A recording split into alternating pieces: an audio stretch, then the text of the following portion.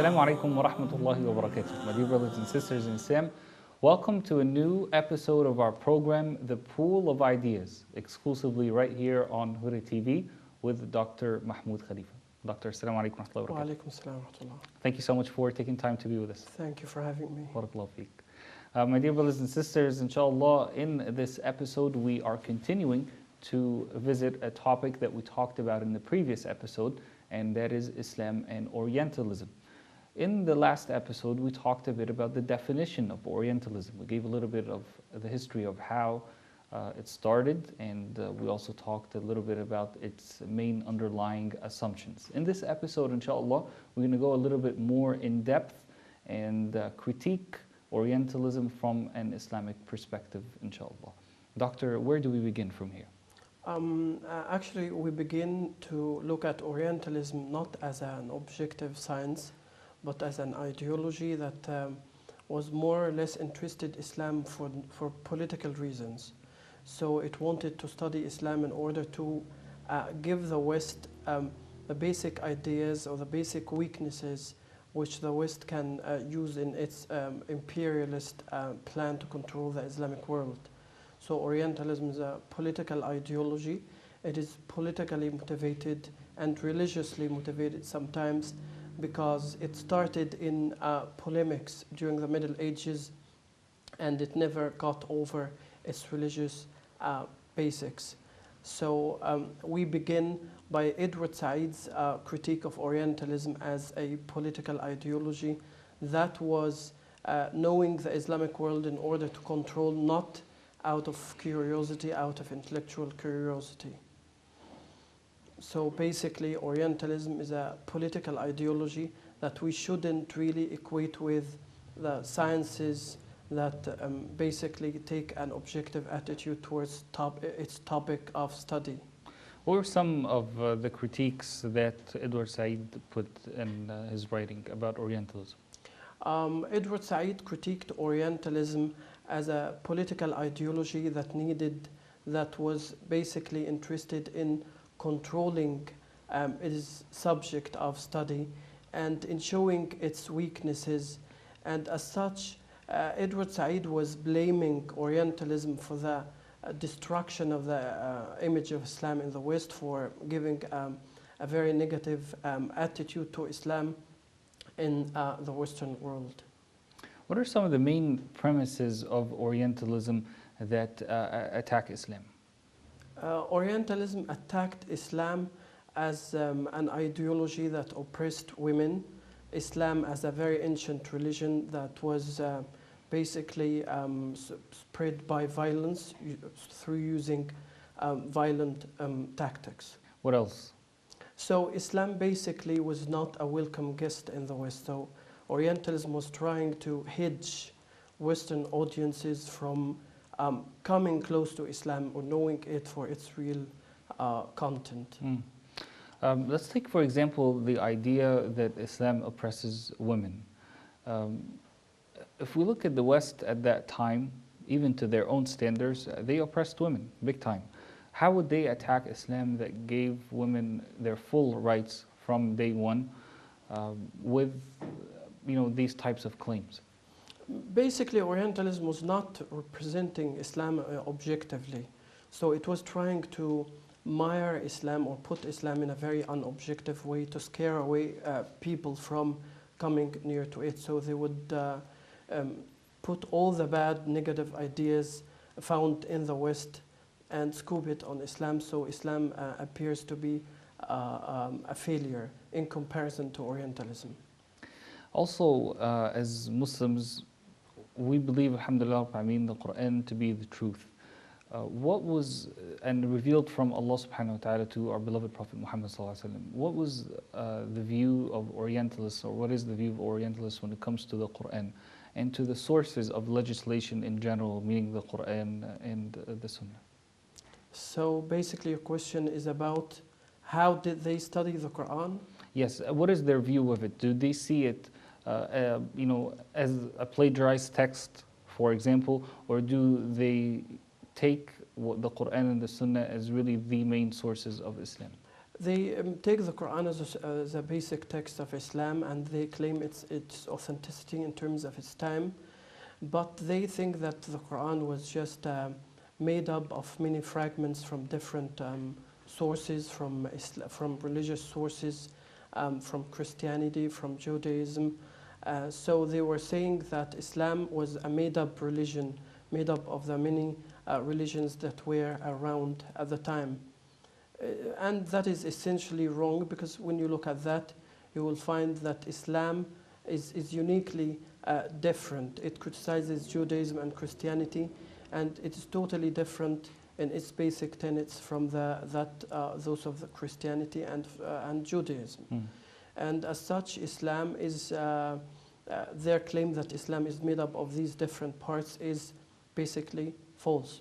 The role of Orientalism in Western universities today, does it have a role? If so, how big is it? It plays, its role is beginning to dwindle. Not very much, but there are hopes that critiques by people like Edward Said would essentially or basically change or challenge the claims of Orientalism and produce a new strain of scholars who are more objective towards Islamic, in the field of Islamic studies. So although it still plays a very important role in making political decisions. Presidents of the United States will always get people, Orientalists, very close to them, people of the strain of Bernard Lewis, who is a Zionist and who is anti-Muslim. So the Iraq War was instigated by advice from Orientalists. Who are the most influential Orientalists in the world today? There are many. You can't just say that it's one particular Orientalist. But Bernard Lewis is very influential, not particularly now, but because of the many ideas, theses he produced about Islam, which became tenets of the study of Islam in Western universities. So he disseminated most of his ideas almost everywhere. Who else has been influential in this field? There are no particular people influential in that field. The strength of that field is basically based on the thesis of Orientalism, which survived centuries of scientific advancement. So study of other fields developed, but study of Islam remained very close to the polemics of the Middle Ages. You often talk about the influence of Orientalism in Western societies, but I want to come to the Muslim world. Has Orientalism had an effect on the Muslim world today, or has it basically been influential only in the West? It's influential in the Islamic world because many of the people who studied Islam, they studied it at the hands of Orientalists in the West. So they were coming back to Cairo University, to Muslim universities, and coming back essentially to teach the same stuff they've been taught by Orientalism. So they were as much a problem. They were a problem, not a solution to the idea of Orientalism, because they did not seem to challenge basic assumptions or ideas of Orientalists. And they tended to take whatever Orientalists said to be some scientific proven fact. So that's a problem. They disseminate Orientalism in the Islamic world, and the Islamic world sees itself in the mirror of the West. It is reflected in the tilted glass or tainted glass of the West, which gives a scary view of Islamic history and Islamic civilization. Do you believe that Orientalism and its influence is growing in the world that we live in today, or has its influence diminished, or is it basically limited to universities and academics? Whatever is said in universities is disseminated through the mass media in a simplified manner. So Orientalism is not just an academic discourse, it's a Western discourse. And this discourse is found everywhere. It's found in tourism, it's found it's found on TV, it is found everywhere you go. There is, in Hollywood, it is found, it is reflected on Hollywood as well. Excellent. My dear brothers and sisters, we're going to take a short break, inshallah. When we come back, we will talk in our final segment on Orientalism about its relationship with Islamophobia and the growing Islamophobes that are in the world today. And we're not only talking about specific particular people who promote the ideas of Islamophobia, but the dissemination of Islamophobia into the minds and the hearts, and therefore also the actions of some Westerners, regular people on the street. We're going to talk about that after we come back from this short break, inshallah, so please stay with us.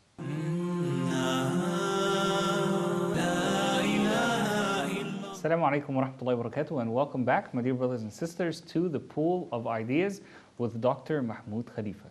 In this segment, inshallah, the very last segment where we're talking about Orientalism from an Islamic perspective, we want to talk about the relationship between Orientalism and the rising Islamophobia, not only amongst academics about Islam, but also within the regular folks in Britain, for example, in the United States, and in the West in general. Dr. Khalifa, is there a relationship between the ideology of Orientalism and the rising number of cases of Islamophobia that we see in the world today? Orientalism is related very much to Islamophobia or rising Islamophobia, because Orientalism is basically tilted towards introducing Islam to the public in the educational system.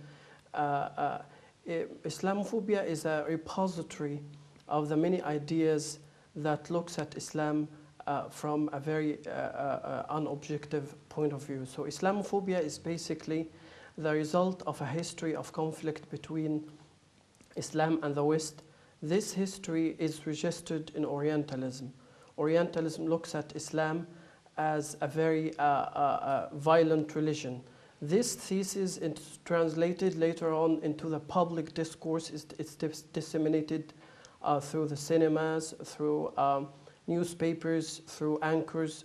All that contributes to Islamophobia, because framing Islam as a terroristic religion, associating it with violence, you never encounter Islam in normal situations in Hollywood or in other places.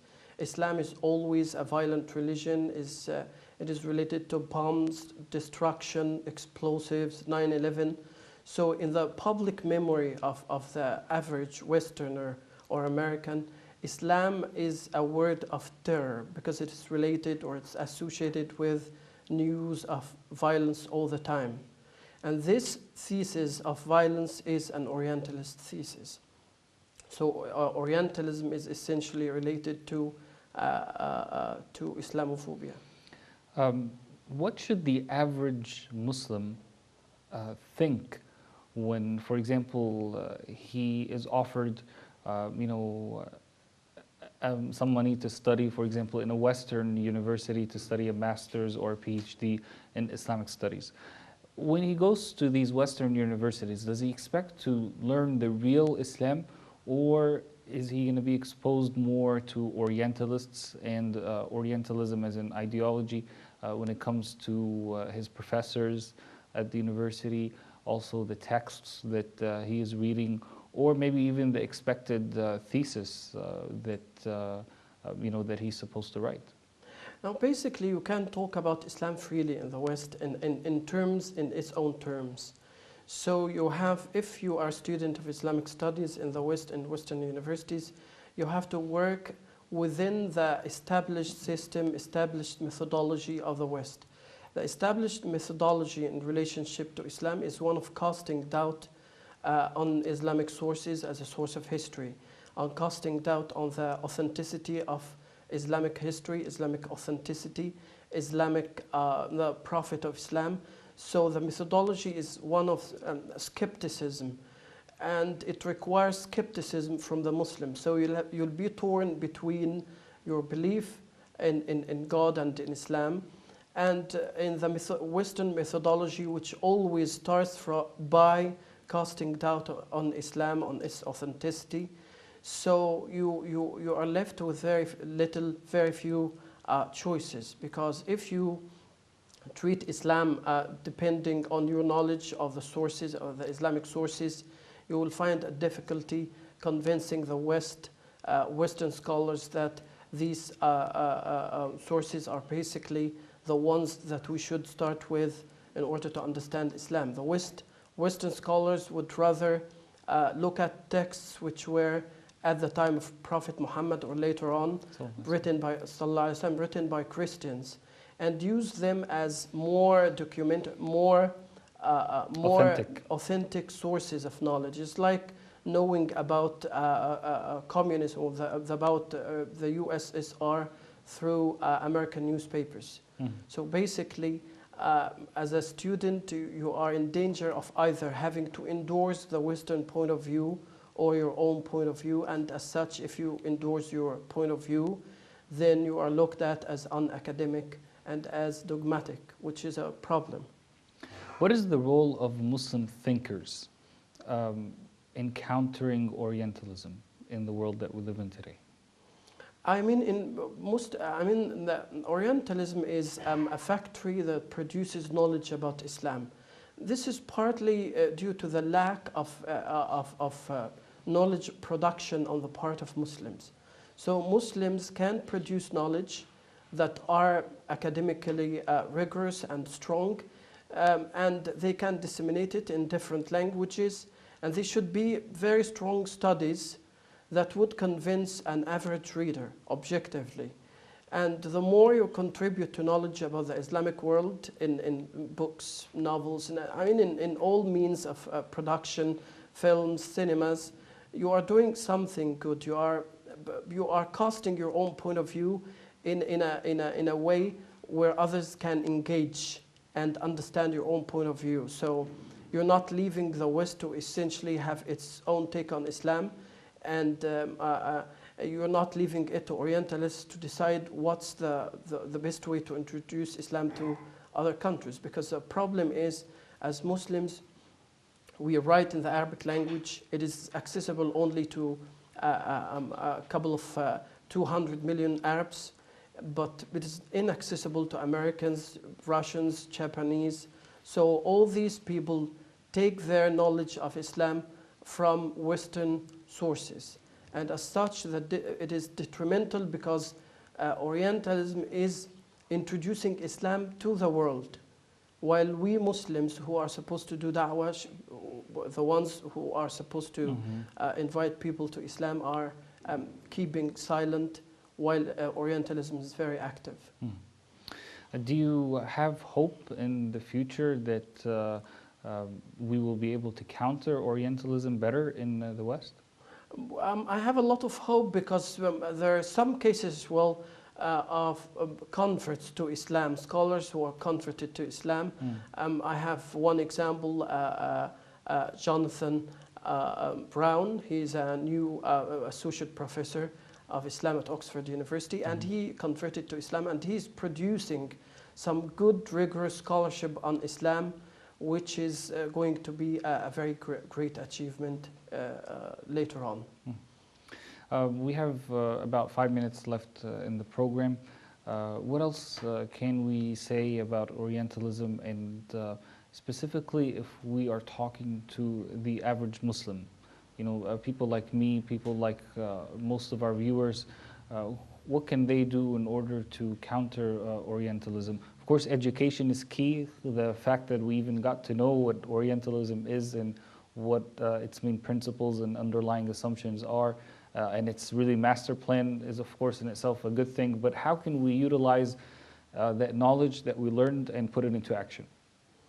Basically, as ordinary Muslims have a lot to contribute to countering Orientalism. First, by basically behaving Islamically in Western contexts.